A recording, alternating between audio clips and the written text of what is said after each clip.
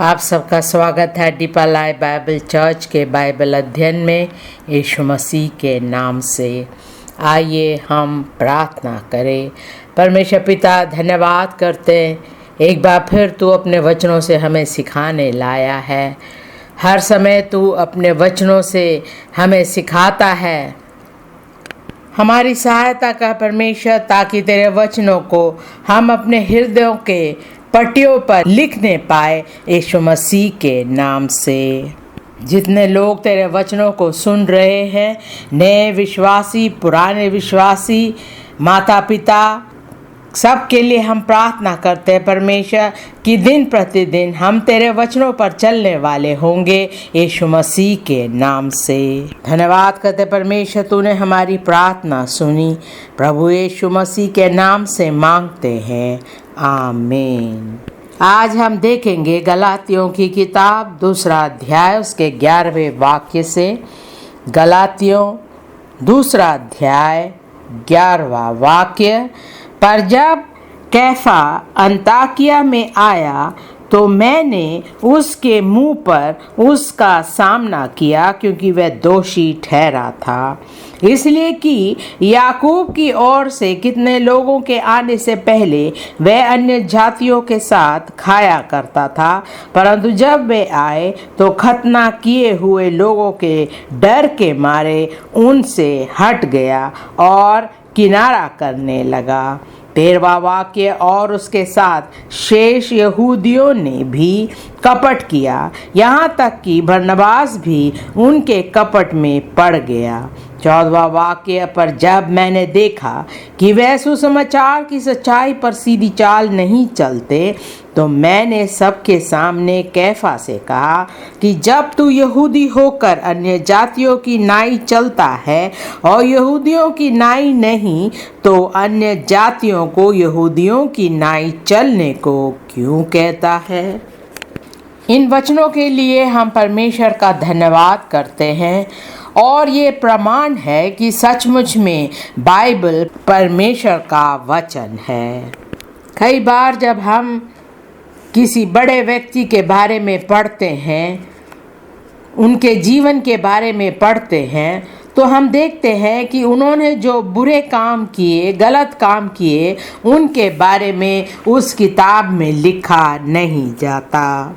लेकिन हम यहाँ देखते हैं पौलुस और बरनबास के बीच में जो अनबन हुआ था उसके बारे में लिखा गया है।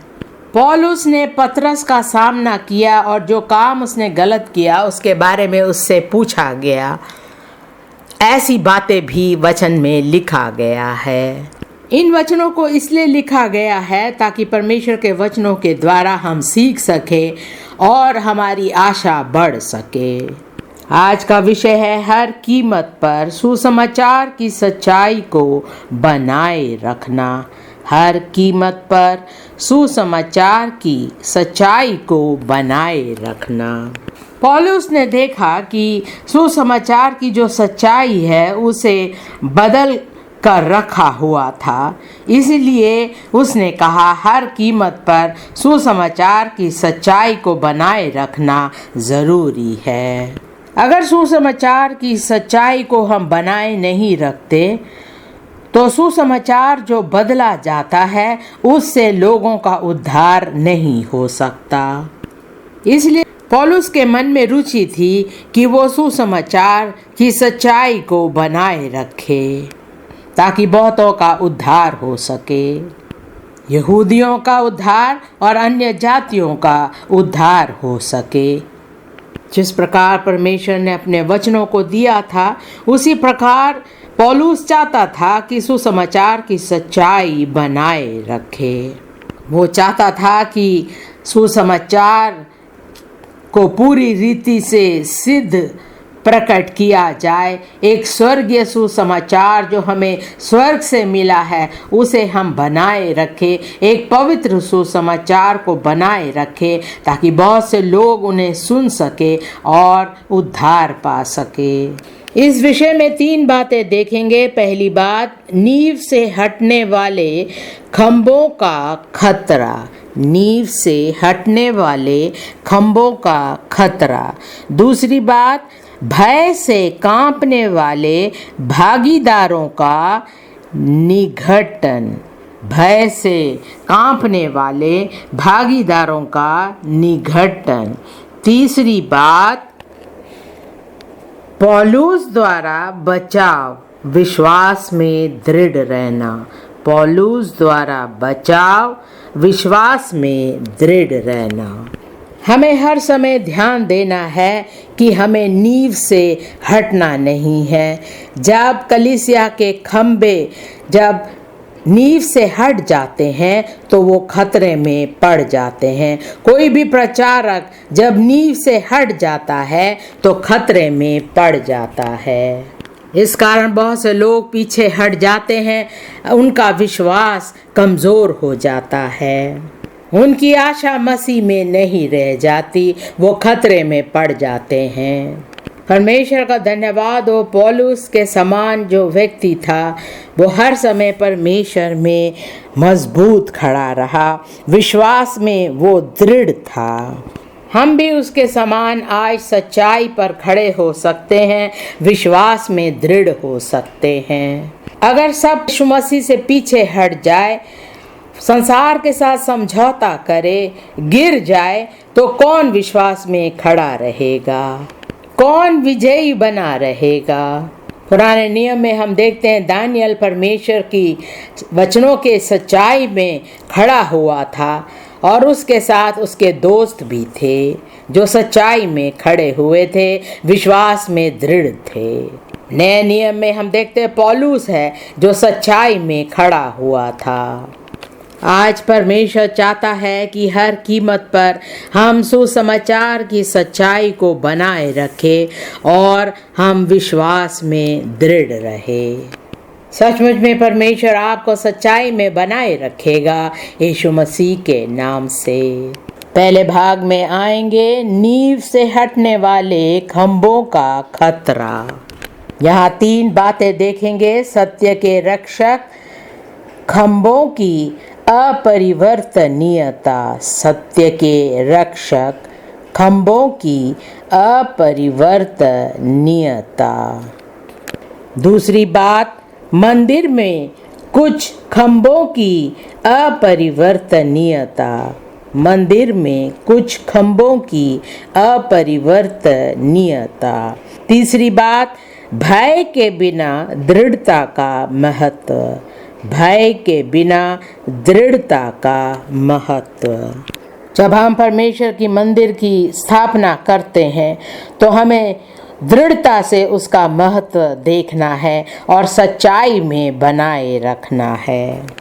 पहली बात, सत्य के रक्षक, खंभों की अपरिवर्तनीयता।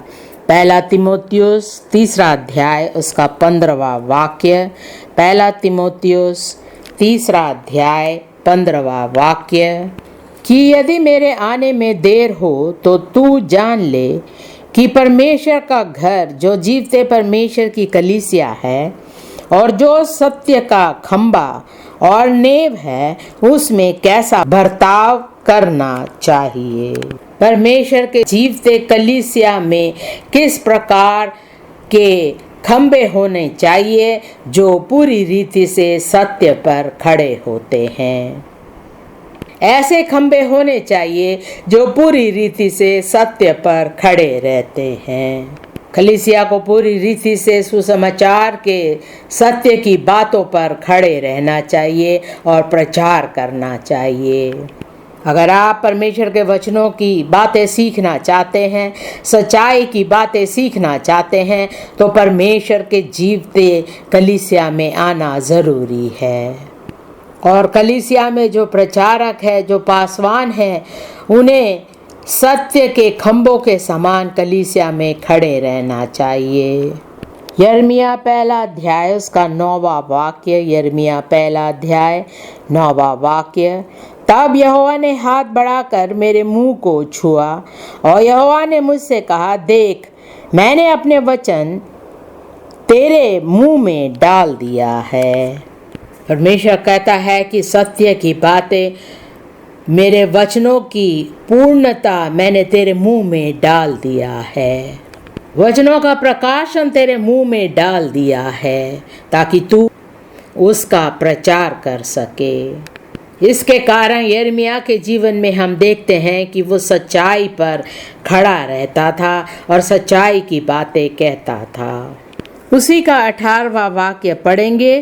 क्योंकि सुन, मैंने आज तुझे इस सारे देश और यहूद के राजाओं, हकीमों और याजकों और साधारण लोगों के विरुद्ध गढ़ वाला नगर और लोहे का खंबा और पीतल की शहरपना बनाया है।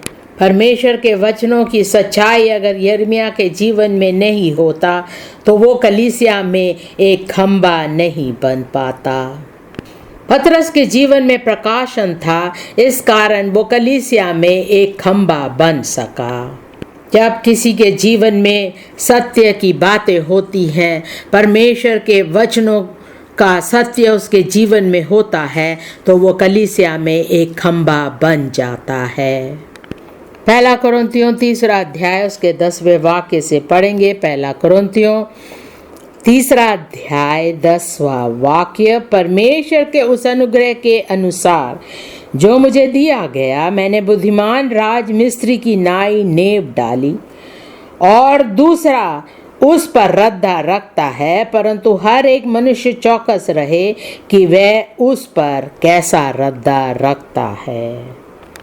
11वां वाक्य। क्योंकि उस नींव को छोड़ जो पड़ी है और वह यीशु मसीह है, कोई दूसरी नींव नहीं डाल सकता।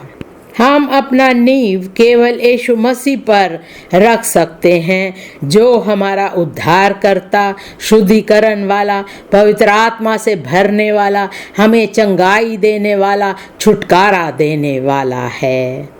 2 तीमुथियुस 2 अध्याय उसका 19वां वाक्य पढ़ेंगे। 2 तीमुथियुस 2 अध्याय 19वां वाक्य।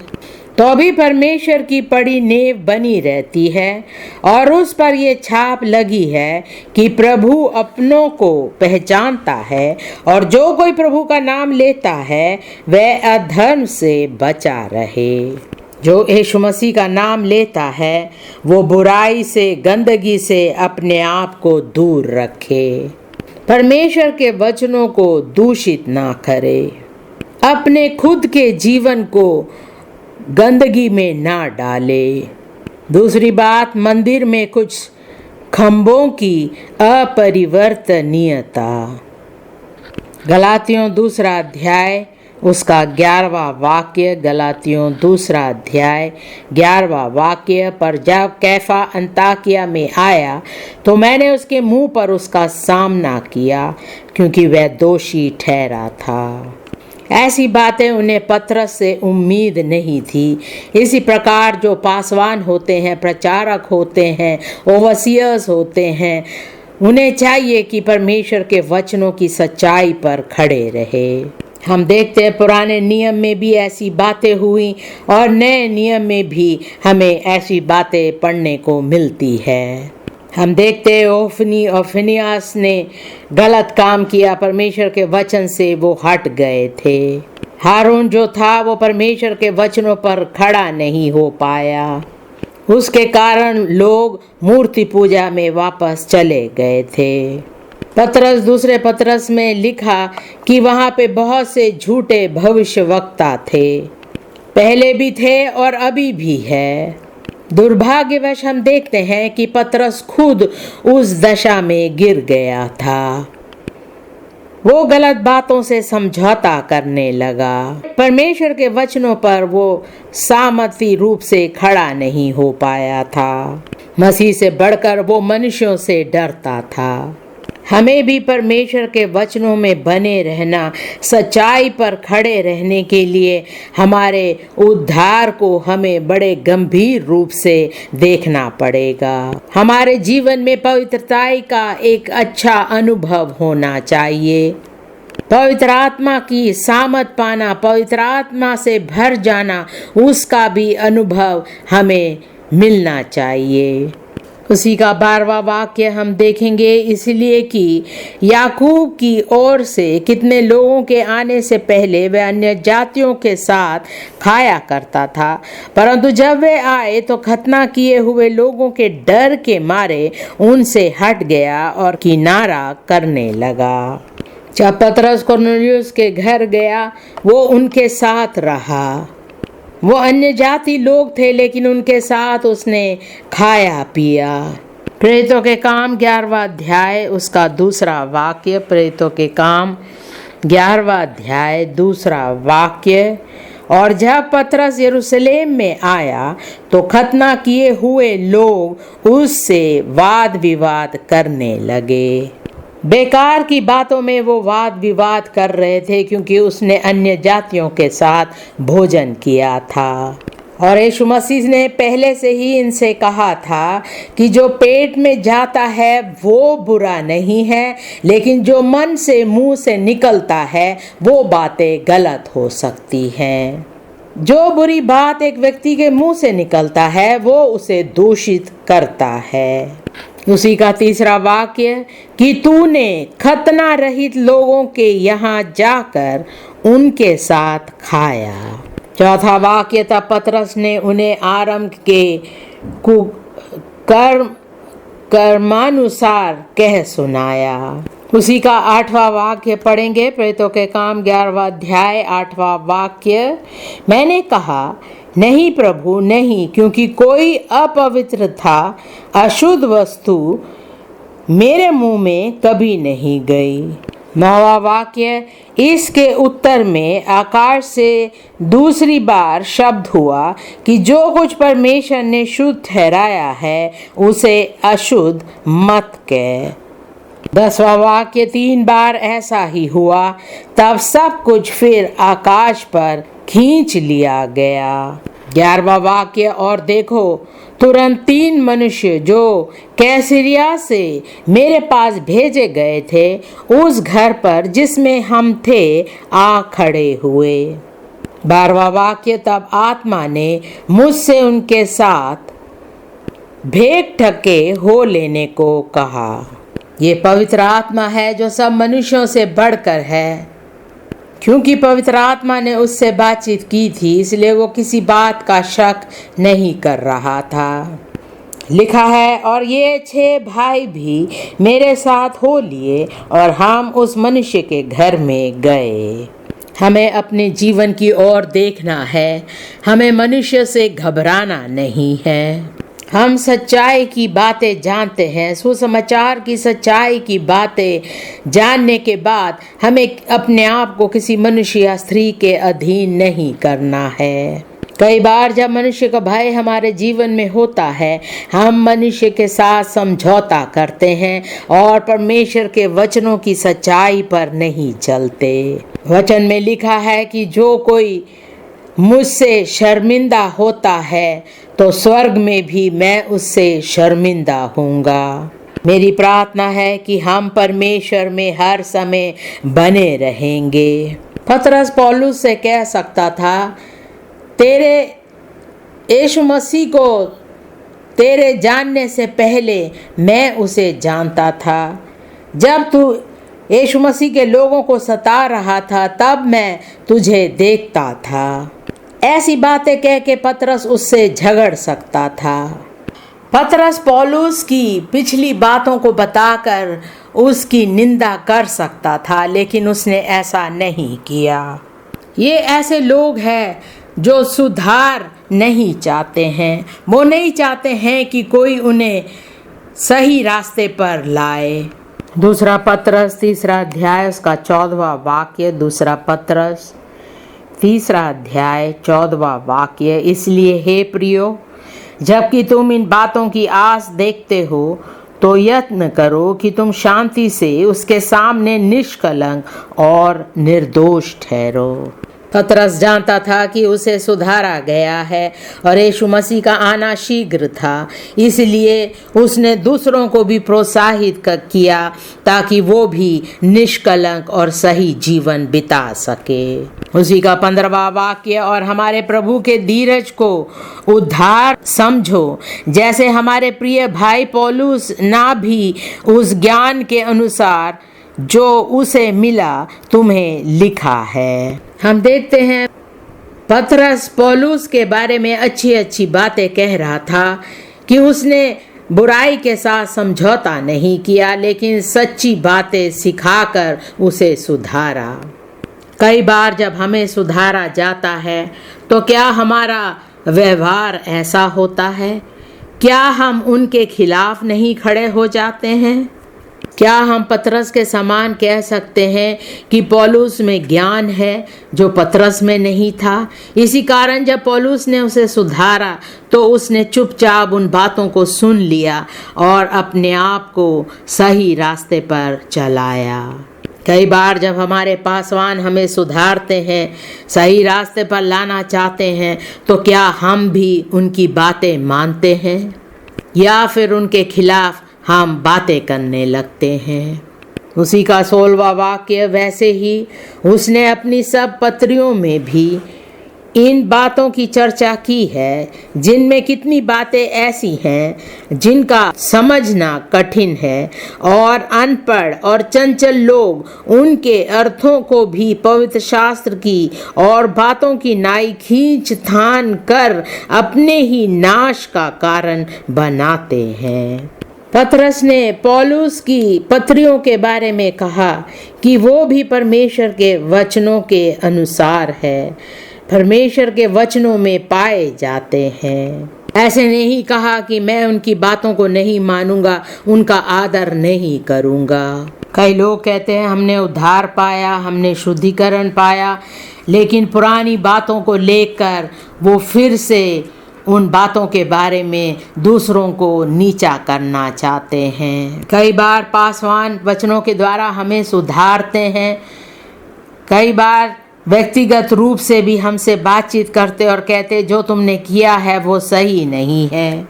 लेकिन जो बातें हमने पासवान के बारे में 10 साल पहले सुनी थी, उन्हीं बातों को लेकर के हम उनके खिलाफ खड़े हो जाते हैं। फिर हम कैसे कह सकते हैं कि हमारा जीवन पवित्र है, हमने उद्धार पाया है?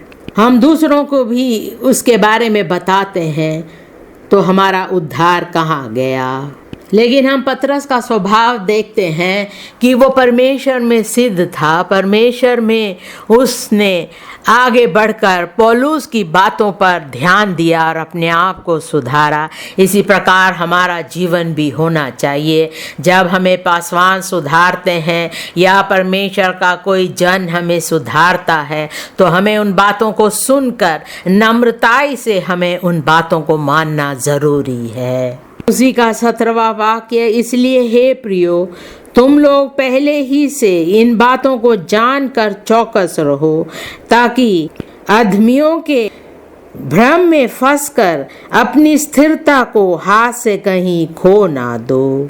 मेरी प्रार्थना परमेश्वर हमें अनुग्रह दे, दृढ़ता दे, ताकि हम परमेश्वर के सत्य वचनों पर खड़े रहेंगे यीशु मसीह के नाम से। तीसरी बात, भय के बिना दृढ़ता का महत्व। 2 सामुएल 12वां अध्याय उसका पहला वाक्य। 2 सामुएल 12वां अध्याय पहला वाक्य, तब यहोवा ने दाऊद के पास नादान को भेजा और वह उसके पास जाकर कहने लगा, एक नगर में 2 मनुष्य रहते थे, जिनमें से एक धनी और एक निर्धन था। दूसरा वाक्य, धनी के पास तो बहुत सी भेड़ बकरियां और गाय बैल थे, परंतु निर्धन के पास भेड़ की एक छोटी बच्ची को छोड़ और कुछ भी ना था, और उसको उसने मोल लेकर जिलाया था, और वह उसके यहाँ उसके बाल बच्चों के साथ ही बड़ी थी। वह उसके टुकड़ों में से खाती और उसके कटोरों में से पीती और उसकी गोद में सोती थी और वह उसकी बेटी के समान थी। चौथा वाक्य, और धनी के पास एक बटोही आई और उसने उस बटोही के लिए जो उसके पास आया था भोजन बनवाने को अपनी भेड़ बकरियों व गाय बैलों में से कुछ ना लिया, परंतु उस निर्धन मनुष्य की भेड़ की बच्ची लेकर उस जन के लिए जो उसके पास आया था भोजन बनवाया। तब दाऊद का कोप उस मनुष्य पर बहुत भड़का और उसने नाथान से कहा, यहोवा के जीवन की शपथ, जिस मनुष्य ने ऐसा काम किया वह प्राण दंड के योग्य है। छठा वाक्य, और उसको वह भेड़ की बच्ची का औगुना भर देना होगा, क्योंकि उसने ऐसा काम किया है और कुछ दया नहीं की। सातवां वाक्य, तब नातान ने दाऊद से कहा, तू ही वह मनुष्य है। इज़राइल का परमेश्वर यहोवा यूं कहता है कि मैंने तेरा अभिषेक करा के तुझे इज़राइल का राजा ठहराया और मैंने तुझे शाऊल के हाथ से बचाया। इस कहानी को हम जानते हैं, लेकिन हम यहाँ देखते हैं नातान किस प्रकार हिम्मत से दाऊद का सामना किया और उसने जो गलत काम किया उसके बारे में उसे बताया। क्या हम ऐसा कर सकते हैं? एक अगुआ जिसने एक गलत काम किया, जिसका जीवन धर्मी जीवन होना चाहिए, जिसे दूसरों के लिए एक उदाहरण का कारण बनना चाहिए, लेकिन वो खुद गलत कर रहा है और दूसरा उसे सुधारना चाह रहा है। हम देखते हैं किस प्रकार दाऊद ने खुद वह विचार किया और उस स्त्री के पुरुष को मरवा डाला और उसने उस स्त्री को अपनी पत्नी बना दी। ऐसे किसी व्यक्ति से क्या हम हिम्मत से बोल सकते हैं, या फिर हम उसके पीठ पीछे उसकी चुगली करने लग जाएंगे? उसके साथ समझौता करके उसने जो पाप किया उसे हम छिपाने की कोशिश करेंगे, उसकी हर एक बातें मानेंगे। जब आप देख रहे हैं कि वो एक व्यक्ति अगुआ है और वो सुसमाचार को गलत रीति से इस्तेमाल कर रहा है, सुसमाचार की सच्चाई को वो बनाए नहीं रख रहा है, फिर भी आप उसके साथ समझौता कर रहे हैं। अपने ही लाभ के लिए वो परमेश्वर के वचन को बदल रहा है, नाश कर रहा है। कलीसिया में परमेश्वर के वचन की सच्चाई को वो बदल रहा है, फिर भी हम उनकी बातों को मानते हैं और हम में वो हिम्मत नहीं कि हम उन्हें कह सके कि जो वो कर रहे हैं वो गलत है। पौलुस के समान वो किसी को सुधार नहीं पा रहे, किसी को भी सच्चाई की बातें बता नहीं पा रहे। इसी कारण हम परमेश्वर के वचनों से हर समय सीखते हैं, ताकि जब हम देखें हमारे कलीसिया में कुछ गलत हो रहा है तो हम उसे सुधारने की कोशिश करें। जो गलत काम कर रहा है उसे हम बता सके कि जो वो कर रहा है वो सही नहीं है, जिस प्रकार नातान ने दाऊद से कहा। परमेश्वर के सच्चे वचनों पर लोग चलना नहीं चाहते हैं। वो कहते हैं डीपर लाइफ कलीसिया बहुत पुरानी है, पुराने समय में ऐसे बातों को सुधारा जाता था, लेकिन अब वो आधुनिक कलीसिया हो गई है। ये सब बातें छोटी छोटी बातें हैं जिन्हें हमें अनदेखा करना है। ऐसा नहीं है। परमेश्वर का वचन शुरुआत से एक सा है और सच्चाई पर खड़ा रहता है। जैसे परमेश्वर का वचन शुरुआत से सच्चाई में है, उसी प्रकार आज भी परमेश्वर का वचन हमें सच्चाई से देखना चाहिए। परमेश्वर हमारी सहायता करेगा ताकि हम शुरू से अंत तक सच्चाई में, परमेश्वर के वचनों की सच्चाई में बने रहेंगे, यीशु मसीह के नाम से। अगर हम सच्चाई की बातें सुनना नहीं चाहते, जब कोई हमें सुधारता है उन बातों को सुनना नहीं चाहते और हम कहते हैं कि हम इस कलीसिया से चले जाएंगे, तो आप कहाँ जाओगे? अगर आप सच्चाई की बातों से दूर हट जाते हैं तो आप अंत में नरक जाएंगे। लेकिन अगर आप सच्चाई की बातों को सुनकर उस पर खड़े रहेंगे, सच्चाई की बातों पर चलते रहेंगे, तो आप स्वर्ग राज्य में प्रवेश करेंगे यीशु मसीह के नाम से। मेरा उद्धार काफ़ी सालों पहले हुआ और आज भी मैं परमेश्वर के वचनों के सच्चाई पर खड़ा हुआ हूँ। परमेश्वर के अनुग्रह के द्वारा मैं पूरे बाइबल की सच्चाई पर खड़ा रहता हूँ। क्या कोई मेरे साथ है? कोई मेरे साथ सच्चाई पर खड़े होने के लिए तैयार है? क्या किसी में वो हिम्मत है जब कोई गलत काम करता है तो हम उसे सुधारने की कोशिश करें? हम गलत कामों के साथ उन लोगों के साथ समझौता नहीं करेंगे, लेकिन हिम्मत से उन्हें बता पाएंगे कि जो वो कर रहे हैं वो सच्ची बातें नहीं है।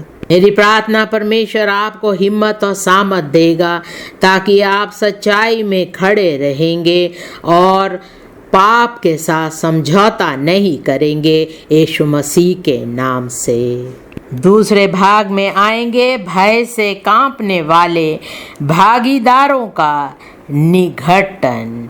गलातियों 2 अध्याय उसका 13वां वाक्य। गलातियों 2 अध्याय 13वां वाक्य। और उसके साथ शेष यहूदियों ने भी कपट किया, यहाँ तक कि बरनबास भी उनके कपट में पड़ गया। इस भाग में 3 बातें हैं। पहली बात, मंत्रियों में कमजोर विनाशकारी उदाहरण। मंत्रियों में कमजोर विनाशकारी उदाहरण। दूसरी बात, मनुष्य के भय का अक्षम करने वाला प्रभाव। मनुष्य के भय का अक्षम करने वाला प्रभाव। तीसरी बात, हानिकारक अनुकरण और गलत व्याख्या पर खिलाना। हानिकारक अनुकरण और गलत व्याख्या पर खिलाना। पहली बात हम देखेंगे मंत्रियों में कमजोर विनाशकारी उदाहरण। 1 कुरिन्थियों 5वां अध्याय 6वां वाक्य। 1 कुरिन्थियों 5वां अध्याय 6वां वाक्य। तुम्हारा घमंड करना अच्छा नहीं। क्या तुम नहीं जानते कि थोड़ा सा खमीर पूरे गूंदे हुए आटे को खमीर कर देता है? जब वो गलत काम करते हैं तो वो चुप रहते हैं। वो किसी भी गलत बात को बाहर निकालना नहीं चाहते। वो देख रहे हैं कलीसिया में लोग गलत रास्ते पर चल रहे हैं, लेकिन वो चुप रहते हैं और वो कहते हैं ये हमारी बुद्धिमानी है, हम किसी बहस में पड़ना नहीं चाहते। इस कारण कलीसिया, परमेश्वर की कलीसिया दूषित हो जाती है। गलत बातों का सामना करके सच्ची बातें बताना, किसी को सुधारना वो नहीं चाहते, क्योंकि वो समझते हैं कि वो बहुत समझदार है, उन्हें चुप रहना ज़रूरी है। जब हमें कुछ बोलना होता है हम नहीं बोलते हैं, हम चुप रहते हैं और हम कहते हैं हम बुद्धिमान हैं। लिखा है थोड़ा सा खमीर पूरे गूंदे हुए आटे को खमीर कर देता है। हमें बुराई के साथ समझौता नहीं करना है। उसी का 11वां वाक्य, मेरा कहना ये है कि यदि कोई भाई कहलाकर व्यभिचारी या लोभी या मूर्ति पूजक या गाली देने वाला या पियक्कड़ या अंधेर करने वाला हो तो उसकी संगति मत करना, वरन ऐसे मनुष्य के साथ खाना भी ना खाना। अगर आप देख रहे हैं कि कलीसिया में एक पासवान है जिसका जीवन सही नहीं है, वो गलत जीवन बिता रहा है, लेकिन आप चुप है, आप कहते हैं कि मैं भी तो सिद्ध नहीं हूँ, मुझ में भी तो पाप है, तो मैं कैसे उसे सुधार सकता हूँ। अगर आप चुप रहेंगे तो परमेश्वर की कलीसिया दूषित हो जाएगी। लेकिन परमेश्वर चाहता है कि हम ऐसी बातों के साथ समझौता ना करें, चुप ना रहे। हमें चाहिए कि हम उन्हें सुधारें, हिम्मत से उनका सामना करें, ताकि वो गंदगी से निकलकर परमेश्वर की ज्योति में आ सके। 1 कुरिन्थियों 15वां अध्याय उसका 33वां वाक्य। 1 कुरिन्थियों 15वां अध्याय 33वां वाक्य, धोखा ना खाना, बुरी संगति अच्छे चरित्र को बिगाड़ देती है। 34वां वाक्य, धर्म के लिए जाग उठो, और पाप ना करो, क्योंकि कितने ऐसे हैं जो परमेश्वर को नहीं जानते। मैं तुम्हें लज्जित करने के लिए यह कहता हूँ। इब्रानियों 13वां अध्याय उसका 8वां वाक्य। इब्रानियों 13वां अध्याय 8वां वाक्य। यीशु मसीह कल और आज और युगान युग एक सा है। जैसे यीशु मसीह पहले था आज भी है। जिन बातों को यीशु मसीह ने पहले कहा आज भी उसके वचनों में ऐसा ही लिखा हुआ है। जिन बातों को यीशु मसीह ने पहले दूषित कहा आज भी उन बातों को वो दूषित कहता है। जिन बातों को उसने ऊपर उठाया वो आज भी उठाया जाता है। धार्मिकता की बातें जो यीशु मसीह ने पहले प्रचार किया आज भी वो उसके वचनों में लिखा हुआ है। लिखा है, जब तक तुम्हारी धार्मिकता फारिसियों और सदूसियों से बढ़कर के नहीं होगा तुम स्वर्ग राज्य में प्रवेश नहीं कर पाओगे। यीशु मसीह की आज्ञाएं, यीशु मसीह का उद्देश्य एक सा है। आज भी वो हमसे वही चाहता है। उसी के 9वें वाक्य में लिखा है, नाना प्रकार के और ऊपक्की उपदेशों से ना भरमाए जाओ, क्योंकि मन का अनुग्रह से दृढ़ रहना भला है, ना कि उन खाने की वस्तुओं से जिनके काम रखने वालों को कुछ लाभ ना हुआ। दूसरी बात, मनुष्य के भय का अक्षम करने वाला प्रभाव। अगर आपके दिल में मनुष्य का भय है तो आपका जीवन बेकार हो जाएगा। आपके जीवन में उस भय के कारण बुरा असर पड़ेगा। जब आप परमेश्वर का भय मानते हैं, समझौता नहीं करते, प्रार्थना करते हैं, प्रचार करते हैं, तो उसका सही असर दूसरों पर पड़ता है। हमें किसी मनुष्य का भय नहीं होना चाहिए, क्योंकि उनका अंत बुरा है। दानियल को शेर की माद में डाला गया था, लेकिन वो वहाँ से निकल आया। शद्रक, मेशक, अबेदनगो को नबूकदनेस्सर राजा ने आग की भट्टी में डाला, लेकिन वो वहाँ से सुरक्षित निकल आए। तो हमें मनुष्य से क्यों डरना है? पहला सामुएल 15वां अध्याय का 22वां वाक्य पढ़ेंगे। पहला सामुएल 15वां अध्याय 22वां वाक्य। सामुएल ने कहा, क्या यहोवा होम बलियों और मेल बलियों से उतना प्रसन्न होता है जितना कि अपनी बात के माने जाने से प्रसन्न होता है? सुन, मानना तो बलि चढ़ाने और कान लगाना मेढ़ों की चर्बी से उत्तम है। 23वां वाक्य, देख, बलवा करना और भावी करने वालों से पूछना एक ही समान पाप है, और हठ करना मूर्तों और ग्रह देवताओं की पूजा के तुल्य है। तूने जो यहोवा की बात को तुच्छ जाना, इसलिए उसने तुझे राजा होने के लिए तुच्छ जाना है। 24वां वाक्य, शाऊल ने सामुएल से कहा, मैंने पाप किया है। मैंने तो अपनी प्रजा के लोगों का भय मानकर और उनकी बात सुनकर यहोवा की आज्ञा और तेरी बातों का उल्लंघन किया है। जब आपका उद्धार हुआ, आपकी इच्छा क्या थी? आपका उद्देश्य क्या था? जब आपका शुद्धिकरण हुआ तो आप कैसे थे? आपने अपना जीवन पूरी रीति से समर्पित कर दिया था। जब आपको पहले चुनौतियों का सामना करना पड़ा तो आप में कितनी हिम्मत थी? क्या आपने सोचा है? आप परमेश्वर में कितने मजबूत थे, कैसे स्थिर रहते थे वचनों पर। लेकिन अब आप बदल गए हैं, आप भयभीत हो गए हैं।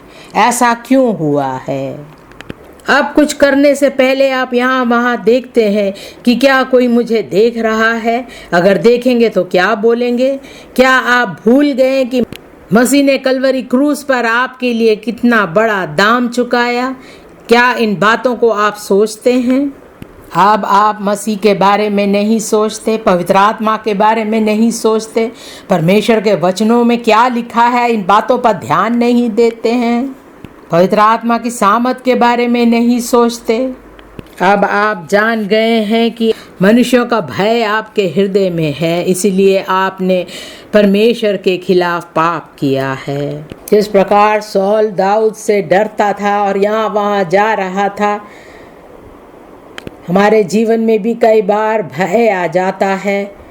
हम सही रीति से जी नहीं पाते हैं, हमारे भय का कोई मतलब नहीं रह जाता है, बिना मतलब के हम भयभीत हो जाते हैं। मनुष्य हमारा उद्धार हमसे छीन नहीं सकता। जो आशा हमने स्वर्ग के लिए रखा हुआ है, उस आशा को वो नहीं ले सकते, फिर हम क्यों भयभीत होते हैं? ऐसा भय हमारे जीवन से पूरी रीति से मिट जाएगा यीशु मसीह के नाम से। हम कहे मैं भयभीत नहीं होऊंगा। जब हम परमेश्वर के भय में, परमेश्वर की बातों में आगे बढ़ेंगे, परमेश्वर हमें उन्नति देगा यीशु मसीह के नाम से। तीसरी बात हम देखेंगे, हानिकारक अनुकरण और गलत व्याख्याएं पर खिलाना। कई बार जो लोग करते हैं, हम भी उनके पीछे पीछे वैसे ही करते हैं। कई बार हम गलत बातों का पीछा करते हैं, जिस प्रकार बरनबास भी पतरस के समान जी रहा था। हम मनुष्य के जीवन की ओर देखते हैं, परमेश्वर के वचनों के तरफ ध्यान नहीं देते, यीशु मसीह की तरफ नहीं देखते, जो हमारे विश्वास का आदि और अंत है। हम सोचते रहते लोग हमारे बारे में क्या बोलेंगे, क्या कहेंगे, मसीह की तरफ हम नहीं देखते हैं। परमेश्वर का वचन कहता, मेरी ओर देखो और चंगाई पाओ, छुटकारा पाओ हे संसार के लोगों। मसीह को हमें पहला स्थान देना है, मनुष्य को नहीं। जब हम यीशु मसीह को पहला स्थान देते हैं तो सारी परेशानियां, चुनौतियां हमारे पांव के नीचे आ जाएंगी यीशु मसीह के नाम से। फिर हम कमज़ोर नहीं होंगे, हम सामर्थ पाएंगे और हिम्मत से हम परमेश्वर के वचनों पर खड़े रहेंगे। गलातियों 5वां अध्याय उसके 19वें वाक्य से पढ़ेंगे। गलातियों 5वां अध्याय 19वां वाक्य, शरीर के काम तो प्रकट है, अर्थात व्यभिचार, गंदे काम, लुचपन, मूर्ति पूजा, टोना, बैर, झगड़ा, ईर्ष्या, क्रोध, विरोध, फूट, विधर्म, ढा, मतवालापन, लीला क्रीड़ा और इनके जैसे और काम है। इनके विषय में मैं तुमको पहले से कह देता हूँ, जैसा पहले कह भी चुका हूँ, कि ऐसे ऐसे काम करने वाले परमेश्वर के राज्य के वारिस ना होंगे। अब समय आ गया है कि हम पूरे हिम्मत से परमेश्वर के कार्य में आगे बढ़े। हमारे दिल में मनुष्य का भय नहीं होना चाहिए। हम दूसरों को देख कर के उनके समान जीना ना चाहे। जब हम अपना जीवन दूसरों के समान जीते हैं, जो गलत रास्ते पर है, उससे हम परमेश्वर से पीछे हट जाते हैं, तो हम स्वर्ग राज्य में प्रवेश नहीं कर पाएंगे। जो संसार की बातें करते हैं, झूठ बोलते हैं, गलत काम करते हैं, उनका भाग नरक में होगा। मेरी प्रार्थना है हम उसके भागीदार नहीं होंगे यीशु मसीह के नाम से। हम कहे मैं परमेश्वर में बना रहूँगा। सचमुच में आप परमेश्वर में खड़े रहेंगे यीशु मसीह के नाम से। तीसरे भाग में आएंगे, पौलुस द्वारा बचाव, विश्वास में दृढ़ रहना। पौलुस द्वारा बचाव, विश्वास में दृढ़ रहना। गलातियों 2 अध्याय उसका 11वां वाक्य। गलातियों 2 अध्याय 11वां वाक्य, पर जब कैफा अंताकिया में आया तो मैंने उसके मुंह पर उसका सामना किया, क्योंकि वह दोषी ठहरा था। मेरी प्रार्थना है परमेश्वर हम सबको ऐसा अनुग्रह देगा, ऐसी हिम्मत परमेश्वर हमें देगा कि जो लोग गलत काम कर रहे हैं हम उन्हें बता सके। कलीसिया में जो हमसे ऊंचे पदवी पर है, कई बार वो भी गलत कर बैठते हैं, लेकिन हम उनका सामना नहीं कर पाते। लेकिन मेरी प्रार्थना, परमेश्वर हमें हिम्मत देगा, हमें अनुग्रह देगा, ताकि नम्रताई से, आदर के साथ हम उन्हें सुधारने की कोशिश करें। कई बार हम देखते हैं कलीसिया में ऐसे भी अगुवे हैं जो परमेश्वर के वचनों को गंभीर रूप से नहीं लेते। वो हर समय हंसी मजाक करते हैं और परमेश्वर के वचनों को टाल देते हैं। लेकिन हमें चाहिए कि हम उन्हें सुधारने की कोशिश करें। जब हम देखते हैं कलीसिया में कोई गलत शिक्षा दे रहा है, बच्चों को, जवानों को गलत शिक्षा दे रहा है, हमें चाहिए कि हम उसके पास जाए, उससे बातचीत करें और उन्हें सुधारने की कोशिश करें। हमें चुप नहीं रहना है, हमें सच्चाई की बातों को जानना है, परमेश्वर के वचनों को जानना है और अपने परिवार को सही रास्ते पर चलाना ज़रूरी है।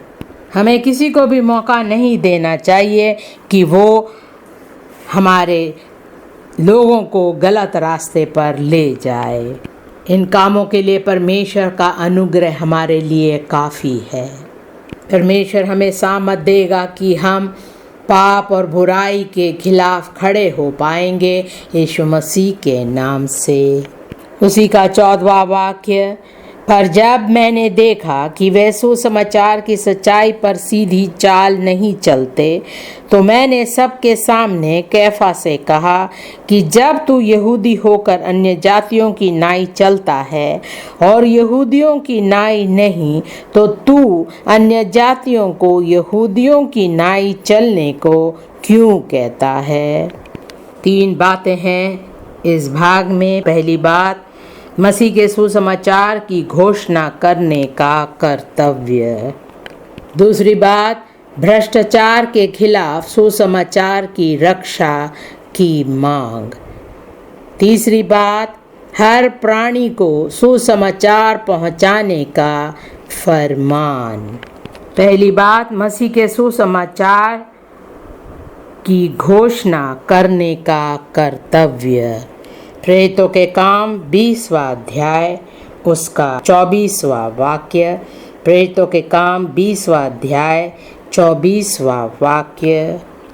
परंतु मैं अपने प्राण को कुछ नहीं समझता कि उसे प्रिय जानूं, वरन यह कि मैं अपनी दौड़ को और उस सेवकाई को पूरी करूं जो मैंने परमेश्वर के अनुग्रह के सुसमाचार पर गवाही देने के लिए प्रभु यीशु से पाई है। मेरी प्रार्थना है कि हम सब अपनी दौड़ को, अपनी सेवकाई को पूरी करेंगे यीशु मसीह के नाम से। जब यीशु मसीह संतों को लेने आएगा, हम उस समय संत बने रहेंगे और उसके साथ बादलों पर उठा लिए जाएंगे यीशु मसीह के नाम से। उसी का 25वां वाक्य, और अब देखो मैं जानता हूँ कि तुम सब जिसमें मैं परमेश्वर के राज्य का प्रचार करता फिरा, मेरा मुंह फिर ना देखोगे। 26वां वाक्य, इसलिए मैं आज के दिन तुमसे गवाही देकर कहता हूँ कि मैं सबके लहू से निर्दोष हूँ। 27वां वाक्य, क्योंकि मैं परमेश्वर की सारी मनसा को तुम्हें पूरी रीति से बनाने से ना झिझका। जिस प्रकार हमने परमेश्वर के वचनों से परमेश्वर की बातों को सीखा है, उसी प्रकार हम दूसरों को भी सिखाए। पूरे हिम्मत से हम दूसरों तक परमेश्वर का वचन पहुंचाएंगे यीशु मसीह के नाम से।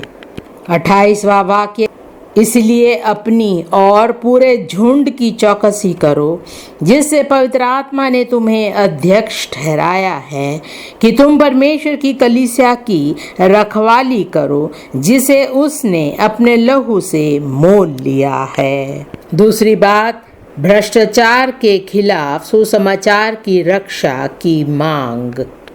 गलातियों 2 अध्याय उसका 4था वाक्य। गलातियों 2 अध्याय 4था वाक्य, और यह उन झूठे भाइयों के कारण हुआ जो चोरी से घुस आए थे, कि उस स्वतंत्रता का जो मसीह यीशु में हमें मिली है भेद लेकर हमें दास बनाए। पौलुस ने जिन लोगों से परमेश्वर का वचन बांटा और उनका उद्धार हुआ, वहाँ के लोग जो फारसी और सदूसी थे, वो उन्हें वापस पुरानी बातों पर ले जाना चाहते थे ताकि वो उन्हें पुरानी रीति रिवाज के बंधन में बांध कर रख सके। उनका उद्धार हो चुका था, उन्हें छुटकारा मिल चुका था, लेकिन वो लोग आकर के देख रहे थे किस प्रकार ये अपना जीवन स्वतंत्रता में बिता रहे थे। बिना किसी बलिदान के उनका उद्धार हुआ और किस प्रकार वो परमेश्वर के वचनों पर सही रीति से चल रहे थे। 5वां वाक्य, उनके अधीन होना हमने एक घड़ी भर ना माना, इसलिए कि सुसमाचार की सच्चाई तुम में बनी रहे। मेरी प्रार्थना है परमेश्वर के वचनों की सच्चाई, सुसमाचार की सच्चाई हमारे साथ अंत तक बनी रहेगी यीशु मसीह के नाम से। यहूदा पहला अध्याय उसका 3रा वाक्य। यहूदा पहला अध्याय 3रा वाक्य। हे प्रियो, जब मैं तुम्हें उस उद्धार के विषय में लिखने में अत्यंत परिश्रम से प्रयत्न कर रहा था जिसमें हम सब सहभागी हैं, तो मैंने तुम्हें यह समझाना आवश्यक जाना कि उस विश्वास के लिए पूरा यत्न करो जो पवित्र लोगों को एक ही बार सौंपा गया था। उद्धार की बातें सबके लिए एक समान है, इसलिए वो समझाना चाहता था ताकि हम विश्वास में बढ़ सके और पवित्र लोग बन सके। हम अपने आप से कहें कि मैं परिश्रम करूंगा और सुसमाचार की सच्चाई की बातों को दूसरों तक पहुंचाऊंगा यीशु मसीह के नाम से। जो परमेश्वर के सुसमाचार की सच्चाई की बातें आपने सीखी है और आप उस पर चल रहे हैं, कोई और आकर आपको कोई और शिक्षा देता है तो क्या आप उनके पीछे जाएंगे? नहीं, हमें परमेश्वर के वचनों की सच्चाई पर चलना ज़रूरी है ताकि हम अपना जीवन अंत तक परमेश्वर में बने रहे और स्वर्ग जा सके यीशु मसीह के नाम से। लिखा है, उस विश्वास के लिए पूरा यत्न करो जो पवित्र लोगों को एक ही बार सौंपा गया था।